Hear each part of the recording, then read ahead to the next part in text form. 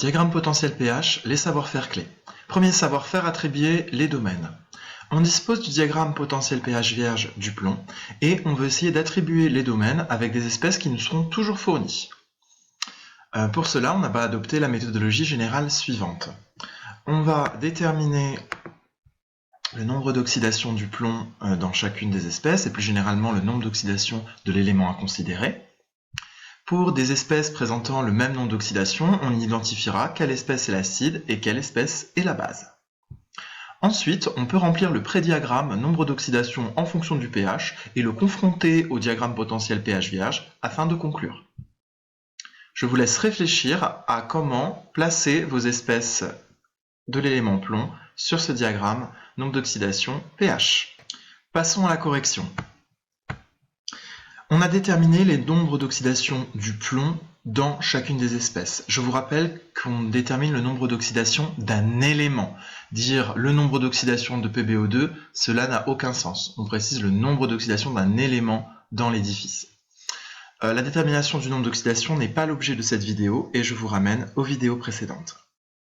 On va essayer de les placer sur ce diagramme nombre d'oxydation en fonction du pH.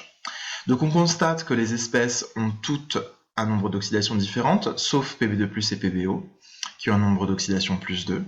On remarque le nombre d'oxydation singulier de Pb3 ou 4, qui n'est pas entier. Cela peut arriver, cela signifie simplement que dans le solide, le plomb a un nombre d'oxydation intermédiaire entre, par exemple, le nombre d'oxydation plus 2 et plus 4, et donc il y a une distribution des nombres d'oxydation.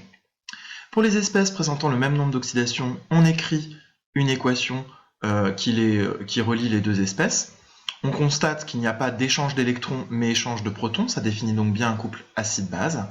Ici, on remarque que Pb2+, lorsqu'il se dissocie dans l'eau, il libère des ions H+. C'est donc l'acide du couple. A l'inverse, PbO, lui, est susceptible de capter des protons, ce qui est la définition de Brønsted d'une base. On va pouvoir donc placer les espèces sur ce diagramme nombre d'oxydation en fonction du pH.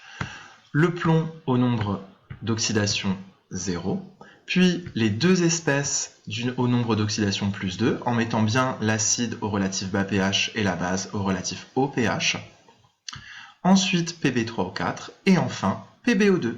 Finalement ici, on remarque quelque chose d'analogue sur ce diagramme potentiel pH vierge. On remarque la frontière verticale qui correspond à la frontière séparant Pb2+ et PbO au nombre d'oxydation plus 2. Je vous rappelle qu'une frontière verticale sépare des espèces de même nombre d'oxydation. Donc ici, on va pouvoir mettre le plomb, Pb2+, PbO, Pb3O4 et PbO2. Ainsi, si on se place et qu'on regarde le diagramme de bas en haut, on voit qu'on augmente le nombre d'oxydations et que c'est bien conforme au prédiagramme que nous avons fait.